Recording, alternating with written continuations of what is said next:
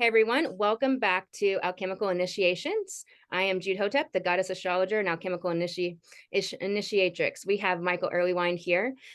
He is a very kind of like the godfather of making chart software available.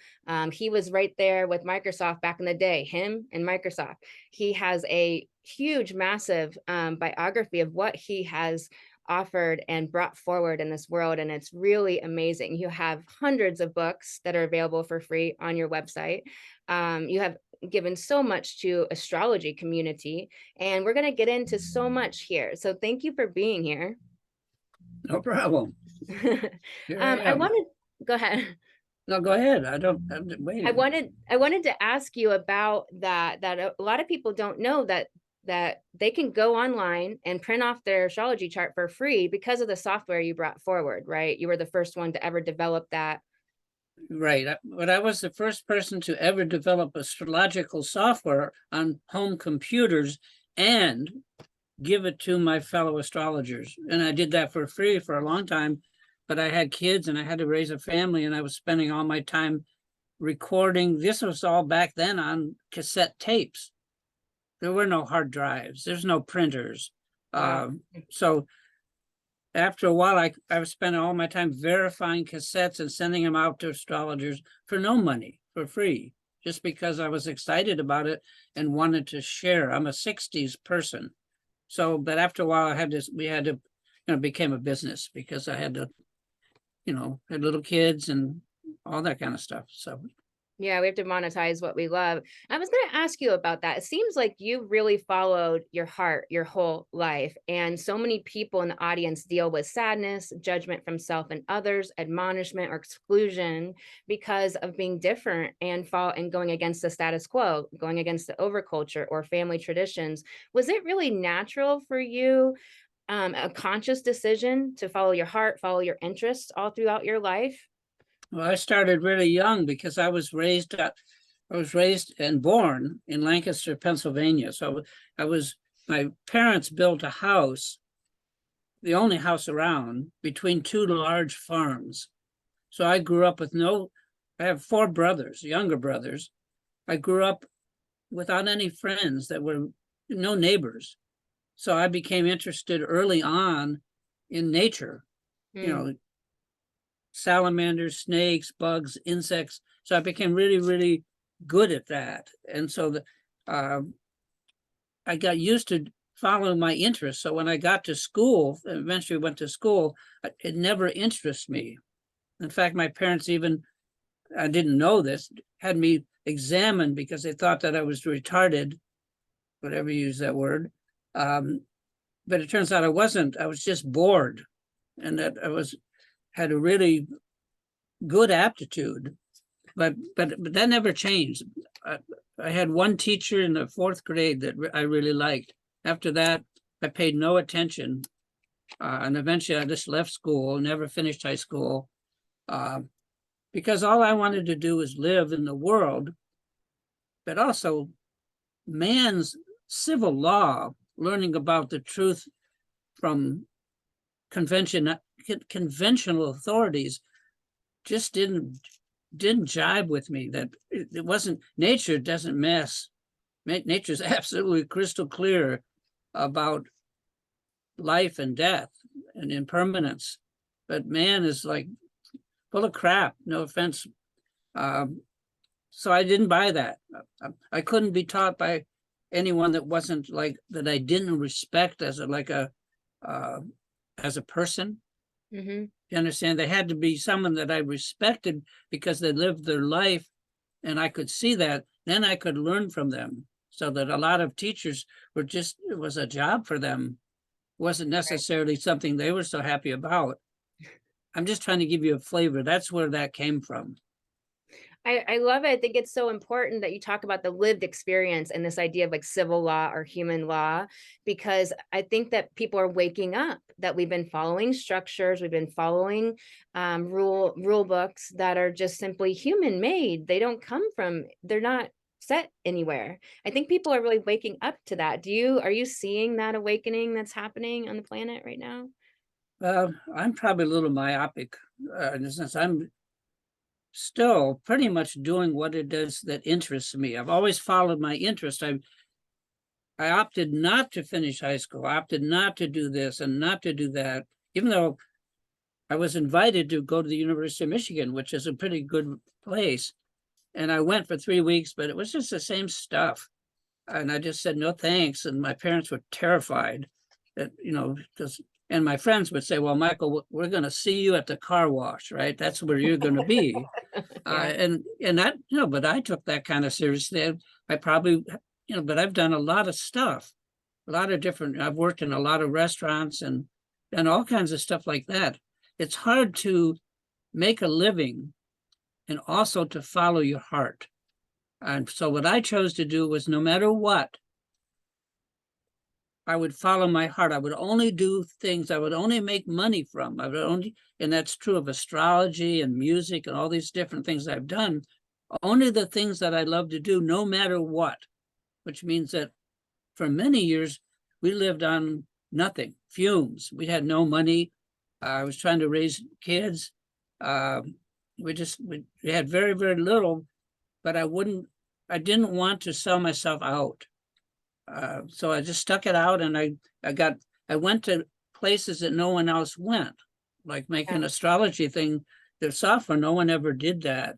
But I also did it in other things. I ran greenhouses for a while, which is a very hard job to do, and did other stuff, went to places, I founded the largest music database in the world. It's called allmusic.com, All Music Guide. I had 150 full-time employees and 500 freelance writers working for me. What we did is document every bit of recorded music from 10 inches on up. So the idea was that I went in and did stuff no one in the world wanted to do. And then I guided a whole staff to do it. So we documented. So I'm just trying to say, I did stuff that no one else wanted to do. It would be like a job that no one wanted to do because it was so tedious. So I wasn't afraid of the tedium because I just enjoyed the freedom that came from being able to survive by doing something that I could do and that also that needed to be done. So that idea.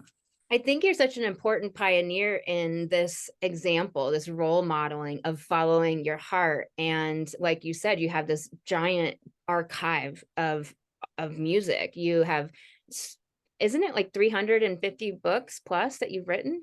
No, just the books. I've written 500 and some books, but not just on astrology, but on, I have many different things that I've done, that idea. So that it's not the books that I've written. I also, the All Music Guide is just one. I also founded one of the 2 largest film databases in the world. The other one's been the IMDb database, but allmovie.com.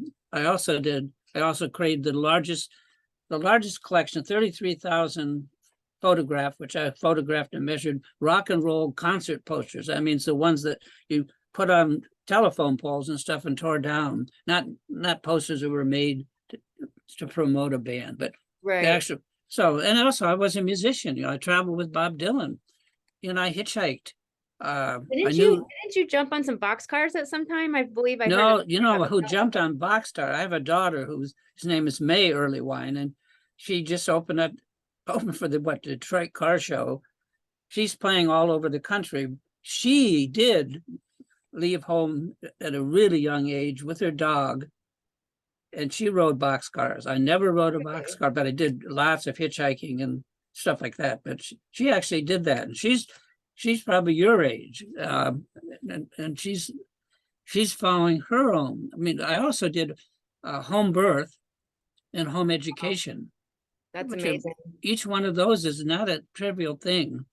They're really not. It's a lot of energy and a lot of input and a lot of constant attention and care. Yeah, absolutely. And I think there's this movement to go back to, like what you've said is there's a lot of threads we can pull, and I'd like to pull a few of those. But one of the things one of the things is that having all this lived experience, I don't think people always realize that that's what gives us wisdom, right? It's not the knowledge and collecting of knowledge, it's the knowledge coupled with our lived experience. We actually know what other people feel. We actually have lived life and had trials and errors and found our resourcefulness within us. Do you agree with that, that that's what's given Well, you yeah, of course. I wisdom? mean, Or I'm very much interested in Dharma.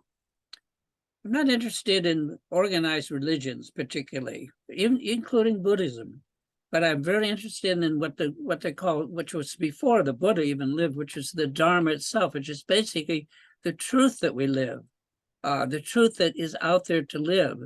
Um, but the idea of Dharma that I understand and that I've studied now for almost 60 years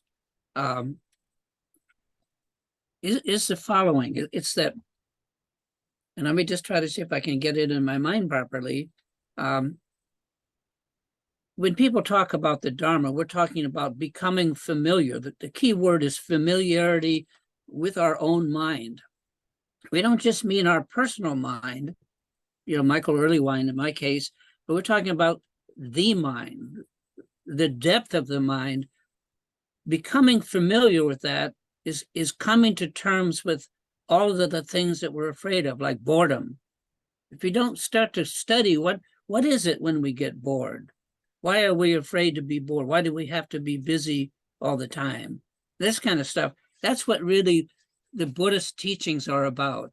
It's learning to become familiar with the mind just as it is for you or for me, meaning it's like, yeah, I'm avoiding this.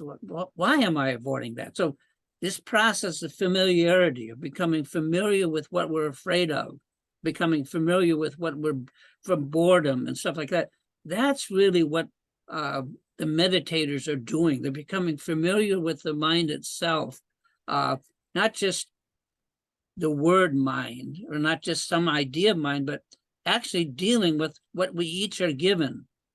I think that's what we're talking about when talking about experience. You have to experience that. I think that's an interesting place, and I wanted to bring that up to kind of complete this thought about helping those out there listening know that to get the life experience, go out and live life and have the adventure. And I think that your life is such a wonderful example. So I love that you talked about so many threads of this wild, adventurous life that you've lived to help other people feel more more welcome and more accepted to not go with the status quo.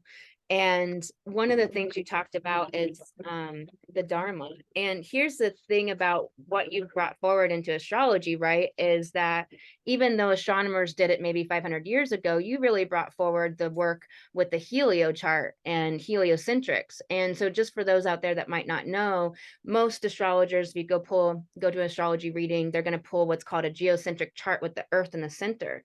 But Right. Michael brought forward the heliocentric chart with the sun in the center.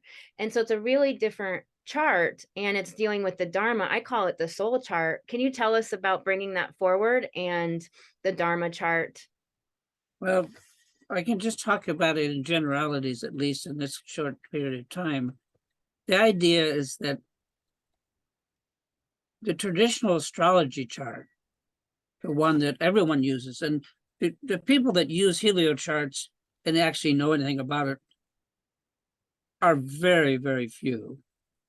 About 500 years ago, Copernicus pointed out to everybody that, hey guys, you know, um, the sun doesn't actually circle us. It's we go around the sun, and nobody knew that. I mean, everyone thought that the Earth was flat or whatever they thought, and they thought that everything revolved around the Earth. The sun revolved around the Earth. Everything's about us, and but Copernicus says, everything's not about us. Some things are about us, but there's also stuff that we are about, that we circle. We're circling the sun. The sun's not circling the Earth. But a lot of people got very upset over that. They said, no, that's just dumb. But at that point, astrologers who were both also astronomers split. And the astronomer said, oh, I get it. We're going around the sun. So there's two charts. There's a chart of our Earth and everything that it's an astrology chart as seen from where we stand on Earth. And that's what most astrologers use. Of course, that's the chart of our circumstances, everything that we're born into. But who is the one that's born into it? That's a chart of the helio. That's the deepest part of us. That's kind of our archetype. And that's it. So my point is that I use many different charts. Each one of it gives us it's like a 3D view, but if you triangulate the Earth, how it looks from Earth and also how it looks from sun, and you start to get a real picture of who we are and what we can do and why we're here. And there's also, I developed another chart, it's called the local space.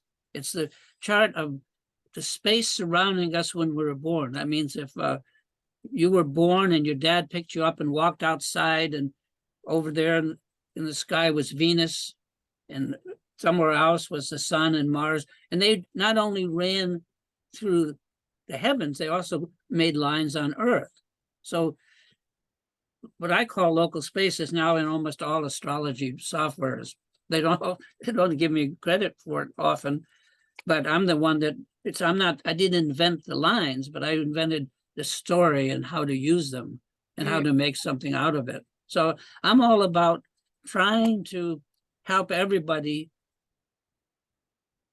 learn to use what we have, each of us, and to make a life. But we have to do it. And no one's ever going to enlighten us. We're going to have to enlighten ourselves. So trying to get back to what you said, that the geocentric chart is a chart of what I call the karma. It's the circumstances in which you find yourself right now. But who's the archetype? Who are you? That is better said or seen through looking at the helio chart. And you use these charts together to create a triangulation or like a three-dimensional view of who we are and why on earth are we here. So, and to help those out there, we read the helio chart a bit different. It doesn't have a house system attached to it. It doesn't have the nodes on it or the moon on it because the moon's so close to the earth, right? That's right. It doesn't have that. The heliocentric chart basically shows the patterns of the planets, including Earth, around their source, the sun, and all of the different, so it's like a cosmic dance. But it's not that Earth is not important, but it's that Earth is one planet out of a number of planets, all working together in kind of a dance. You need to know something about the dance. I mean, if we're looking from Earth and we see a planet like my Mars is in Aries from traditional astrology, because that's the way the Earth saw it. But the truth is, Mars in relation to the sun, its center was in Aquarius. So you could say, well, my Aries is kind of a hot Mars. The way I act maybe seems hot-headed, but it performs an Aquarian function in truth, right? Really, it's in Aquarius. It's doing Aquarian stuff for other people, stuff for everyone. So you could look at that as you kind of have this motivation of that Aquarius Mars, but it's going to be portrayed outward. Exactly. That's right. It may appear outwardly as selfish, for instance, Mars oriented, aggressive. But really, that kind of aggression, in fact, is actually accomplishing other things beside just appearances. There's also, which is what the helio chart is about. It's not about appearances. It's about who's acting. Who are you? And why are you here? And if I need, and I've done many, many years of counseling people, so I don't do it now because I'm old and it takes a lot of time, but I did it for a living. And I would spend most of my time talking to someone about their heliocentric chart, because who are they? And what particular archetype? Why are they here? And what are they going to be able to do? You can't really see that. I mean, people would disagree. You can't see that well from the traditional geocentric chart. That it's much easier to see it from the helio chart and then see how to use the geocentric chart in a better way. Like I I I love what you say about that the geocentric chart, the typical, just for people that aren't familiar, the typical chart that any astrologer is going to pull with the earth in the center, that's really indicative of our personality and our circumstances on earth. I love how you say that because it's like DSM. I really talk about the DSM, all of these psychological disorders and terms for all the behaviors, that it's really from our karma, it's really from our shadow, it's really from more of the Jungian side of psychology, where most of psychology went deeper into the personality instead of going into the soul. It's like they missed the whole part about the soul. So I love, what do you think about that piece of it? I think that people don't understand the following. I had a Dharma teacher who died. He was 96. For many years, for 36 years, that I worked with very, very closely. Went to Tibet with him. He was Tibetan. He didn't speak any English. I never ever spoke to him in English. I always had to speak to him as best I could or through a translator. But what he said is that astrology, you'd say, Michael, astrology is one of the limbs of the tree of yoga, but it's not the root. And I said, well, what does that mean? And here's how I understood him. It's that, imagine, and this is really what astrology can do, and we should be aware of it.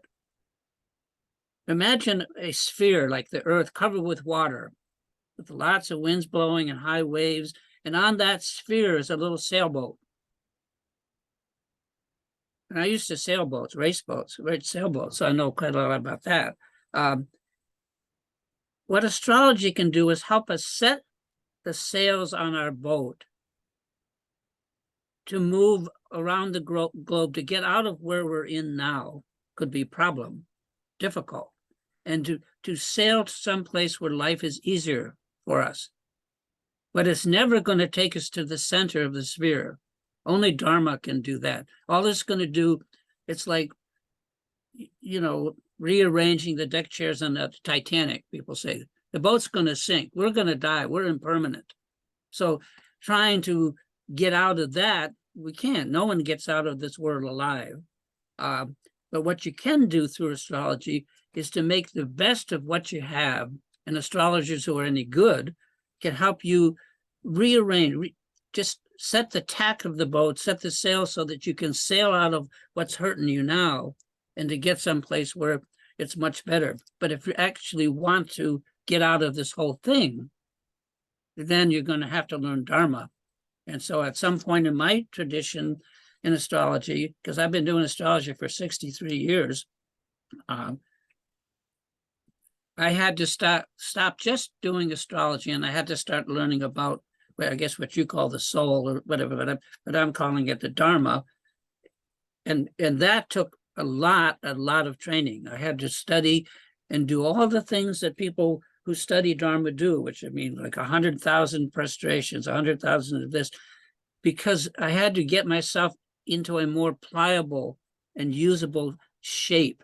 To do that, it's not going to just be my wishful thinking. So that's what really made me able to use astrology better, because I was able to become more pliant, more flexible, more able to bend with the wind, that idea. I love what you're saying, because it's kind of like that story about the karate teacher who makes the student that's running up excited and wanting to train karate, makes them stand outside the door in horse stance, where you're in a squat, a wide leg squat basically, and makes them stand there for day after day after day after day after day. And they're like, well, can I train today? Can I train today? Nope. And it makes them stand there and stand there. And finally, when the teacher allows them to come in, and it seems like this punishment, but it made them able to do all the rest of the fighting, because everything's based off that horse stance. And so that's what you're saying, right? That it made you. This is what in Dharma training, this is what's called the preliminaries. The preliminaries are what you find out you have to do before you're going to be able as a student to understand or make use of the Dharma. So it took me some time. I didn't want to do that. Someone said, well, you have to do this thing called Nundro. There's 100,000 prostrations on the ground. I say, oh, I'm not doing that. That's crazy. That's like medieval. But after many years of not getting very far, then finally I began to listen. They said, no, you might want to try the preliminaries because it will prepare you for being receptive enough to actually take the Dharma in.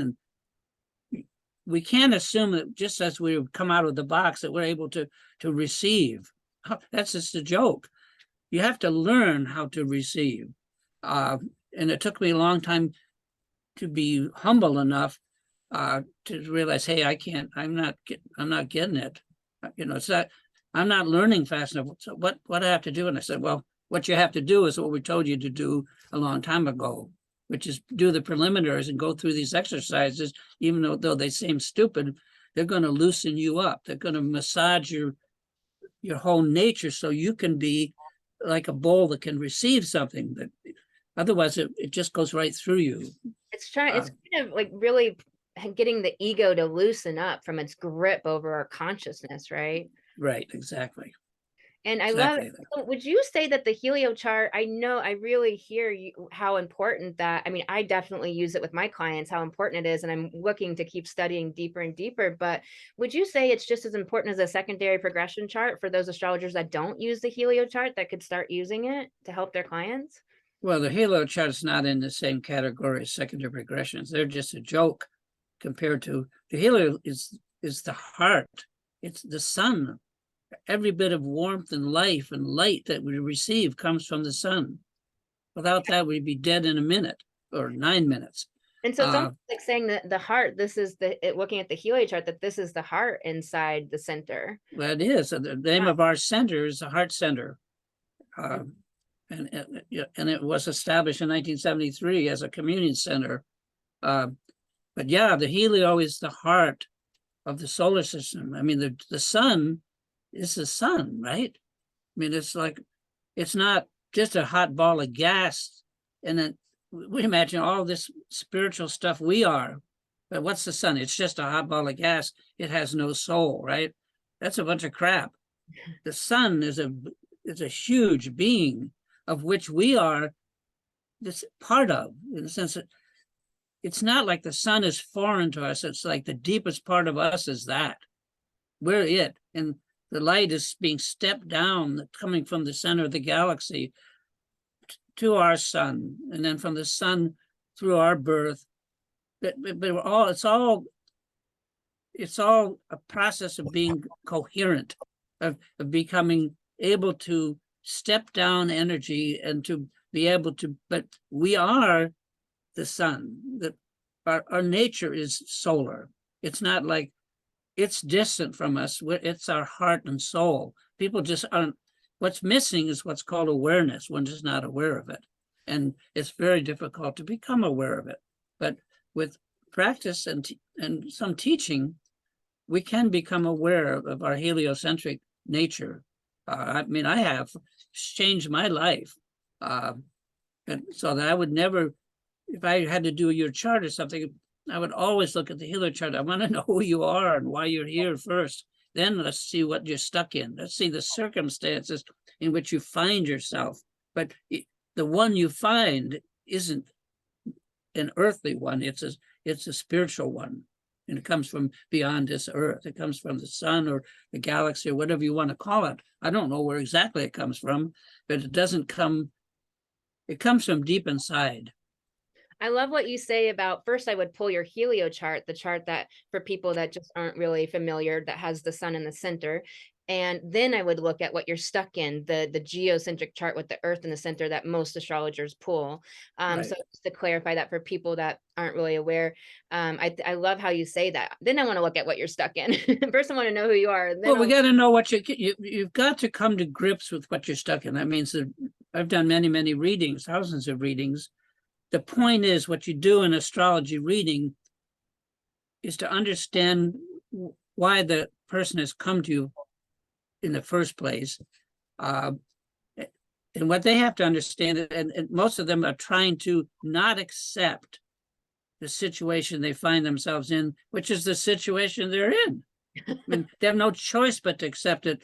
But getting them to accept it, usually if you do a successful reading, you reach a point, well, where there's a lot of crying and stuff like that.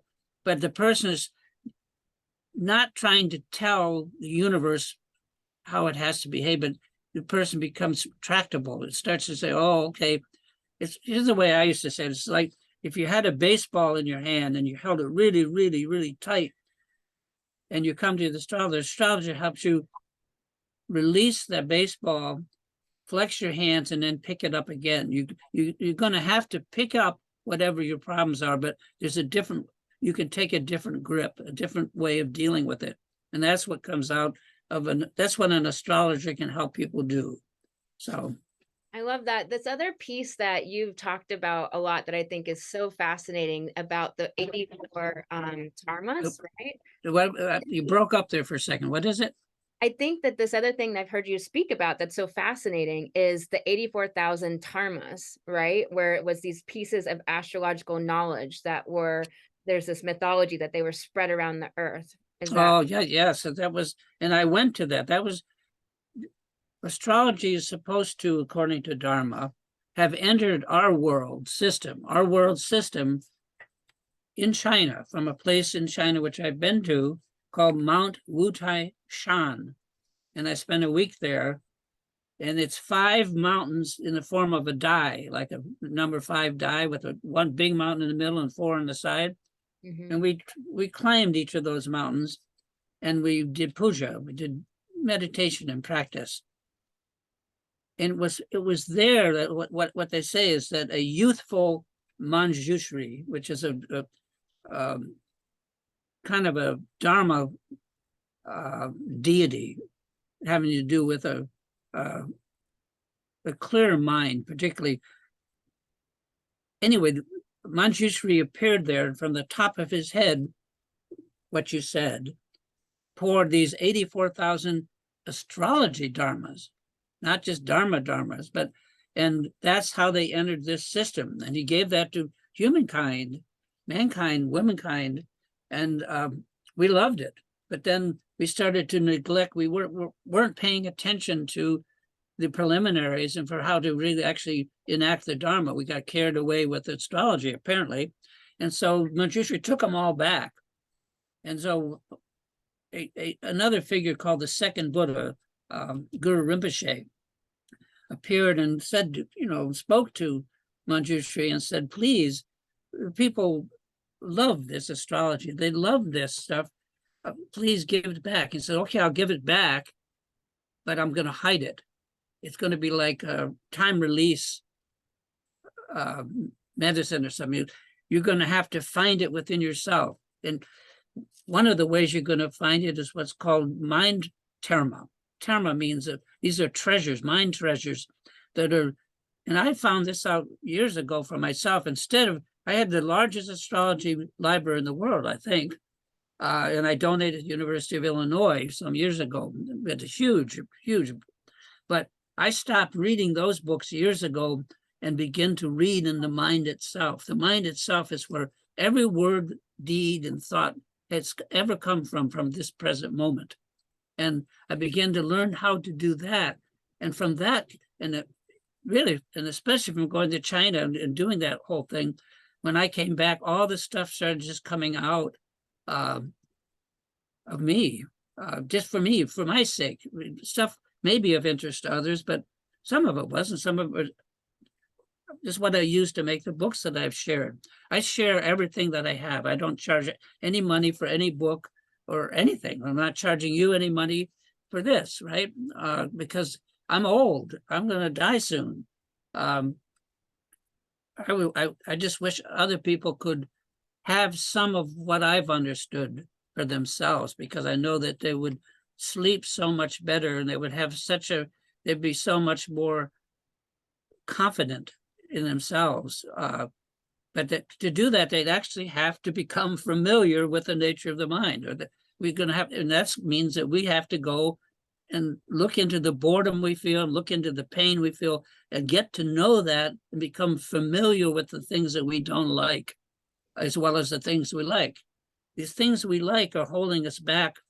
It's all has to be of one kind. There has to be, we have to be able to deal with the bad days and the good days, not just with the good days, and then we curl up and hide in the bad days. So the Dharma teaches us to spread that out and to try to treat everything equally, including all that stuff you don't like.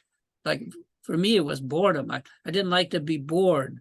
And very, very slowly over a number of years, I've learned to examine boredom and to rest in boredom and for not to be bored by boredom, right? Not to have boredom. But that's what I mean by familiarity. That's the kind of becoming familiar with exactly what you have. And what you have is going to be different than what I have, right? So anyway, I'm going on, but that's what I'm going on about. Well, this story about the 84,000 Tarmas treasures is because you were actually in Tibet and you had this story relayed to you through Rinpoche, is that correct? Yeah, no, I've been to Tibet a number of times, and this particular story was in China. Okay. So we also went to China, and I went to China with my Tibetan teacher. Okay. He was with me. We did wonderful stuff. And certainly is unforgettable. And so it was these were given back to the people, but they were spread all over the earth, these No, there was astrology treasures. Is the that Tibetan tradition has what it's called terma, and terma are important things we need to know. They have never known and have never discovered. But where are they going to come from? And in Tibet, they have what are called terma can be found under rocks, the bottom of a river, in the earth, but it can also be found in the mind itself. And they have what are called tertans. These are, and I was with one of the most best known modern tertans in Tibet.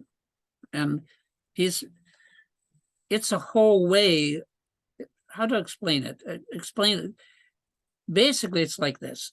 These people who can read these termas, they're sensitive to it. That means that it's like a vibration, and they get it. They know they're onto something, and it registers deeply within their mind.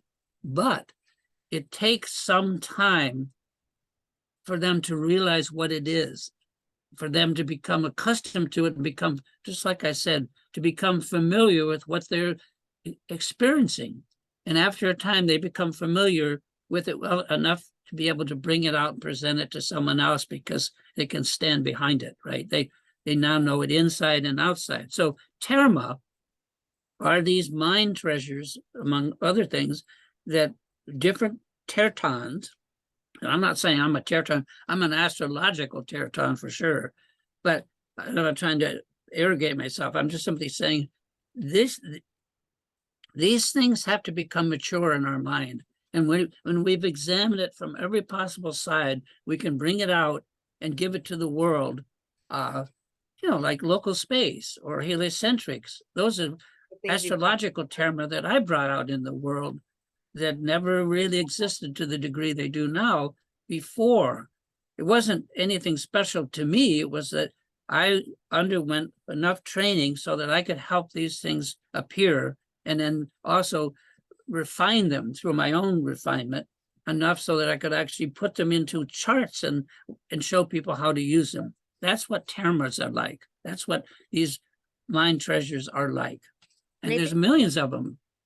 I think you sharing this is so profound because I think so many people, particularly women, have not gotten a chance to really allow their own genius to rise up within them, to know that they have something that matters to offer humanity. And what we've talked about having lived experience, going out and really living life. I mean, you've sailed sailboats, you've been with famous musicians, and you're a musician yourself, and you've written, so you're prolific human, have done so much. You're an archivist of astrology and music and movies, and just this wealth that you've brought to humanity, that we all have this genius to bring. And so I think what you're describing, these termas and these treasures, and the way you've talked about it, is so powerful. And I hope it inspires people to really understand that we all have these gifts to bring forward. And I think what you talked about meditation, to allow your vessel to be prepared to understand what it is you're meant to bring forward, or what this unique offering is. And you've done all kinds of meditation, right? But you've done Vipassana, is that correct? I have, uh, I've done many, many years of Tibetan Buddhist training and not skimping on it, but, like, just to give you some idea what I had to go through is that I did this. One of the main preliminary practices is what's called Nundro.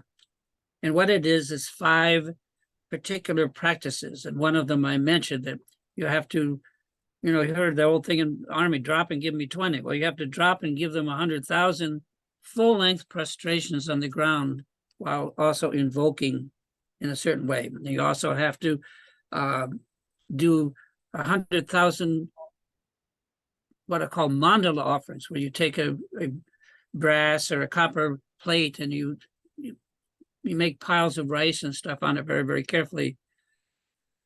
I did all that. It took me years, and I finally took it. I finally went back to my teacher. Remember, he didn't teach. I had to have a translator. And I said, Rinpoche, I'm done. I'm ready for the more advanced practices now, which is really what I was trying to get to. He says, I can see.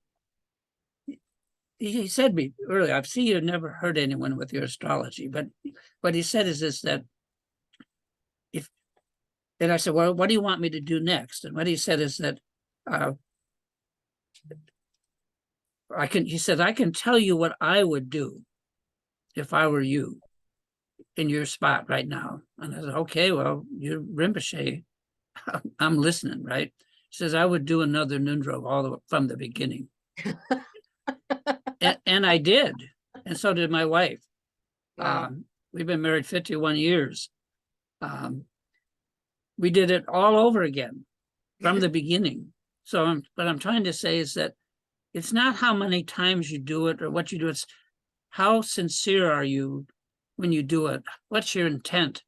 And how pure do you do it? You have to reach a certain level of clarity, of purity, or you're not going to be able to represent these teachings that we talk about, whether they're mind dharma or whatever. We're not going to be able to grasp them. We can't grasp them unless we grasp them. And that means that we have to have them internalized. We have to, I think you're using the word experience. We have to experience deeply. We can't just be an intellectual idea that we have, some conceptual thing we have, oh, well, astrology. No, it has to be to the bottom of your soul, all that you can possibly do to the limit of your ability. If you're half-hearted, you're never going to get there because it's not going to happen with half-hearted. You have to, at some point, and we all do, get on your knees or get on your frustrations and sincerely ask for what you need. You mentioned the mind, the conceptualizing, that so many of humanity really lives in the mind and lives in that intellectualizing, conceptualizing, never absolutely. Yeah, and never even kind of being present in each moment as we live it. I think people are really waking up from that now, I think at a massive rate.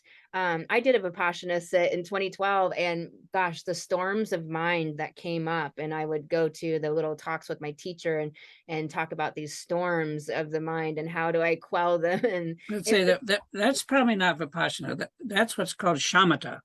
That's learning to rest to allow the mind to come to rest, is what you're saying. And that's where you see the storms, right?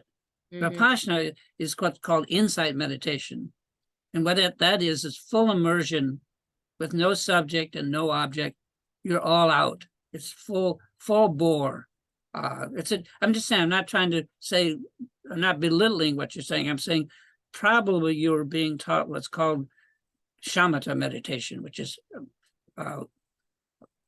calm, abiding, resting, allowing the mind to rest.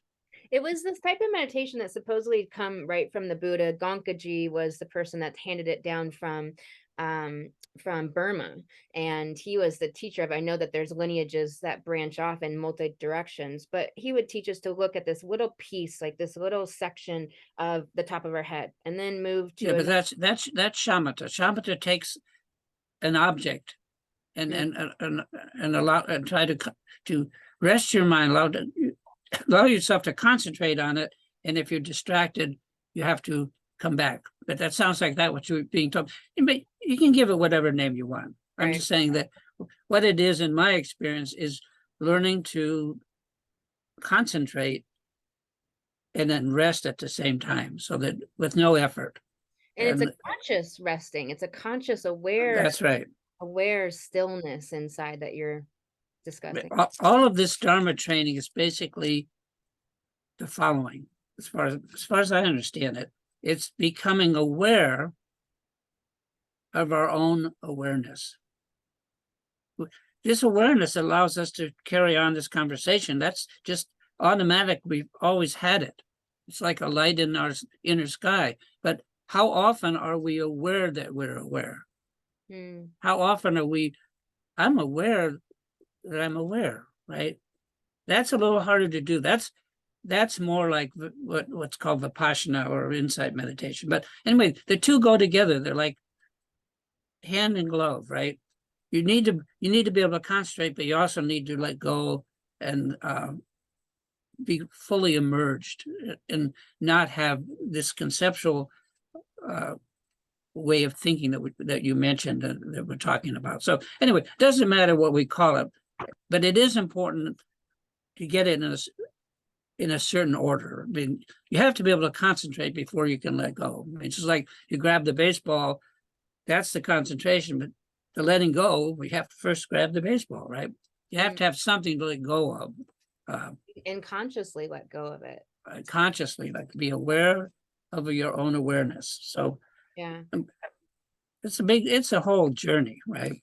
It truly is. And I hope this really inspires a lot of people with their meditation work and the inner work, because it gives so much of a blessing. It brings so much of our empower back to us.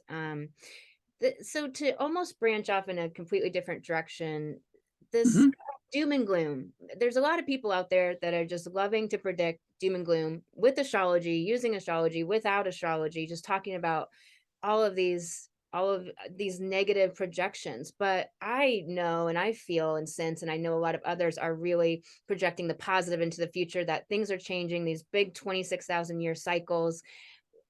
What do you think about the future and us evolving as humanity? Because I see us all evolving. I see massive shifts and changes happening right now. Well, I think it comes down to the only person that you can change is yourself. And no matter what you do, it's going to start with you. And if you can't do that, then it's just a lot of talk. But also by doing that inner work, we inspire others to awaken. And I mean, just probably we could, but I'm just sort of saying, not worth spending a lot of time on that. It's worth spending all the time you have on solving your problems, getting your liberation, your freedom. That would actually help other people. And I think what you make a great point, because I'm seeing so many coaches, guides, healers, mentors that are trying to help others, but they're not doing the inner work. And there's something in my coaching field where we say coach clean, meaning you have to do your own inner work and not project your stuff onto the person that you're trying to coach and trying to guide through their stuff. So I think what you're talking about is so crucial and critical, that so many coaches don't get coached, or so many astrologers don't work on their own inner work. That's why I said a minute ago, whenever it was, you don't really need to worry about that, in the sense that any real, in the tradition that I was brought up with learning Dharma, that we don't presume to help other people until our teacher says to us, you're ready to help other people. I mean, I'm saying there's different ones. I'm not saying everybody has to go through that. I'm saying the one that I was trained in is we don't do any of that. We're not going to be trying to benefit other people before we have the full ability to do so. And anything else is like half blown, half grown, half aware. We just don't have, we're not given that choice. They're saying the teacher basically, you have to trust your teacher, mean, that's one thing you do have to do, enough so that when they say, hey, you're good to go, then it's good to go. And if you're not, then you're trying to set yourself up to help someone before you're ready to do that. It just makes a mess of stuff. You get in arguments, basically. You just, my word against your word. It's just, it's better just to go on and spend years training till someone say, hey, by the way, you're good to go, right? You're rounded off enough. The hard corners are gone.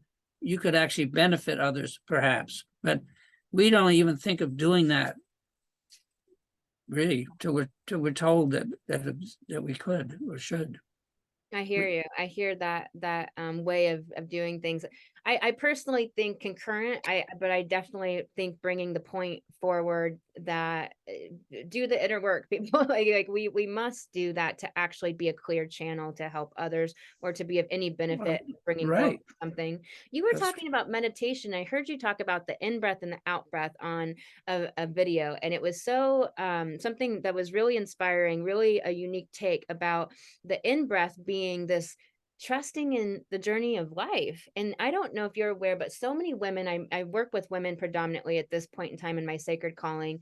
And so many women have this deep kind of underneath not trusting in our journey because there has been so much of the domination culture over the last 5,000 years. And Yeah. it's been horrible for men and women both. So it's not just about women, but Right. it's that I see that with women, that they don't have this deep trust in their journey or trust in the process of life. And I heard you talk about the in breath is I have to trust that in breath and trust in life coming through. And I heard you talk about the out breath as in being willing to die, to let go of your fear of death. And most people, if they trace back any of their basic fears day to day, you can trace it back to ultimately the fear of death. Would you Yeah, I say don't say about that? I don't I don't remember whatever I said, right? And Yeah. I don't know what you're talking about, other than it's better than to try to bring something out of the past. One of the great teachers in the history of one of the great what's called Mahasiddhas of India, great teachers in India. One of the greatest one is someone named Tilopa, and he made his living by grinding sesame seeds. But he had what's called his words of advice.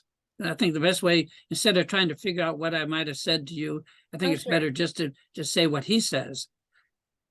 He gives these words of advice, and I'll just give them to all of us here, but they're eternal, they're evergreen, they're ever useful. He says, don't prolong the past. Don't spend your time in the past. Don't think about it. Don't invite the future.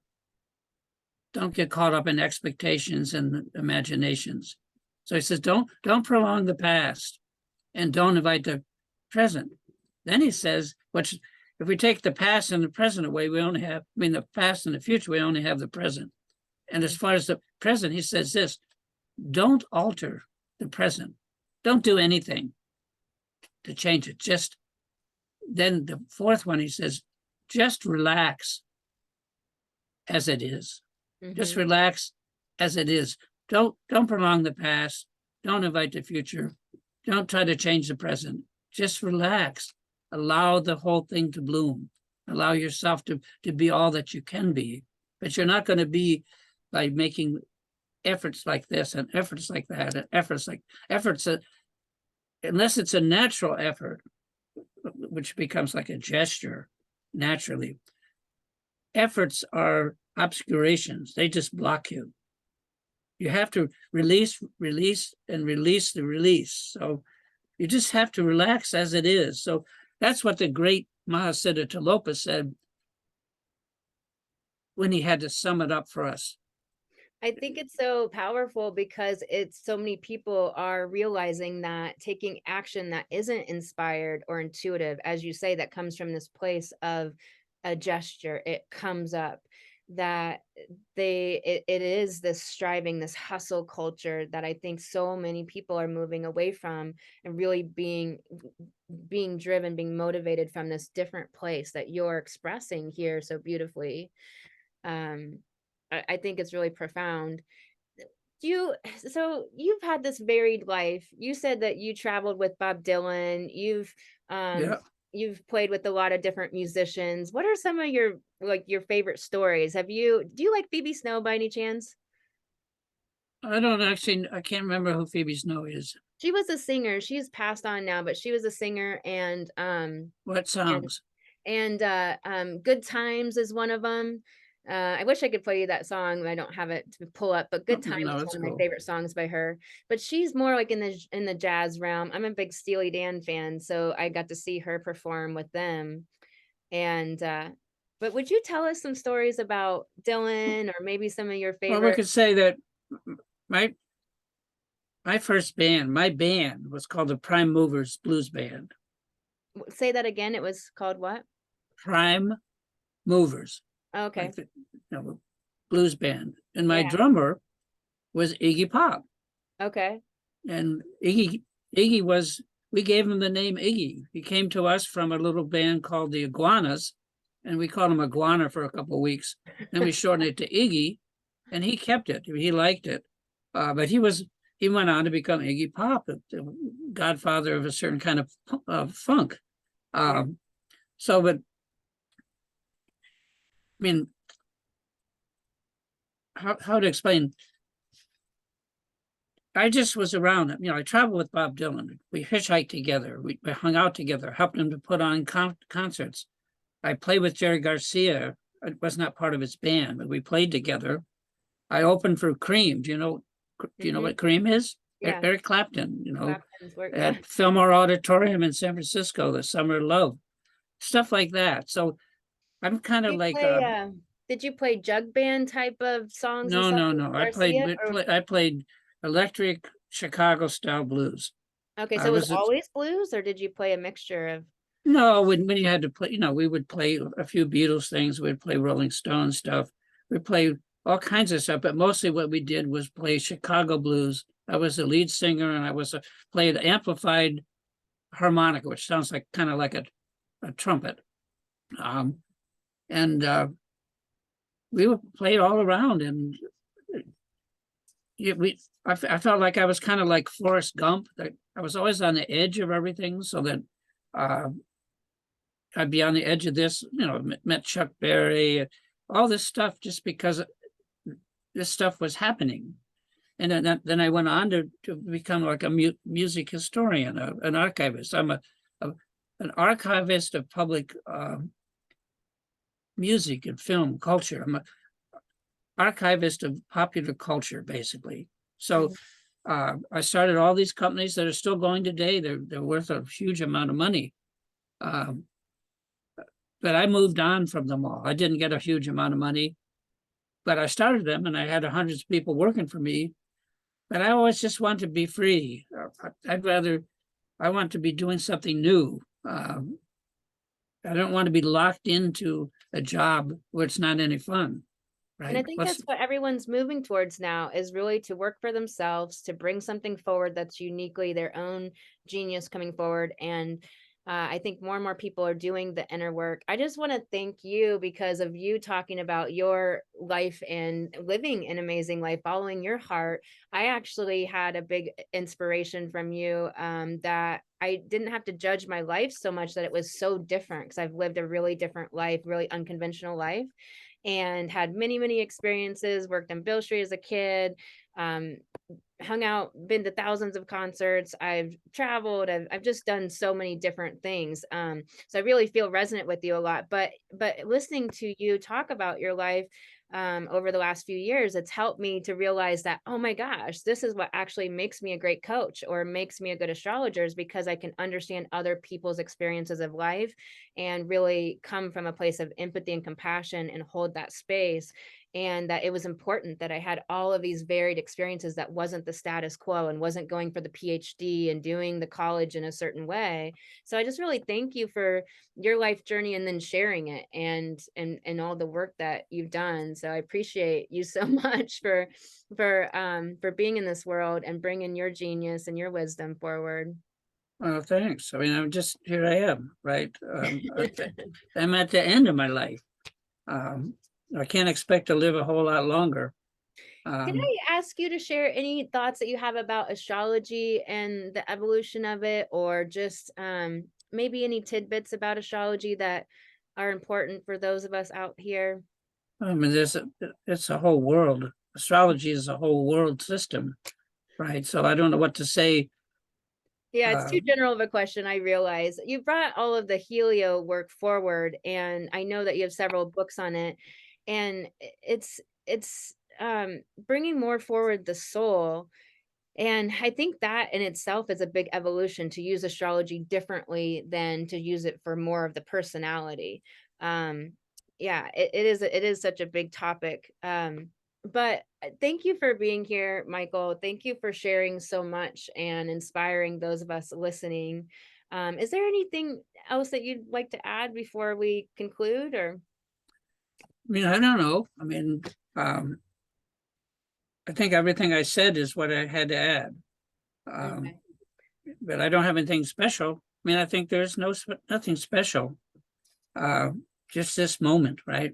Yeah. Um, so this is where the present moment is where everything comes from, and everything that ever existed came in the present moment. It didn't come from the future or or remain in the past. It's just right now.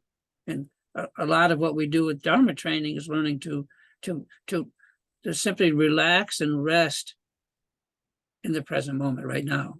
Just this is it. This and is it. So and this is really all we can actually experience is now, right, right? that's right. And people are so trying to get that experience somewhere in the future, but So yeah, we're good. we're good. Thank you so much for being with us on Alchemical Initiations. I really appreciate you all being here. Join us next week for the next episode, and we will see you then.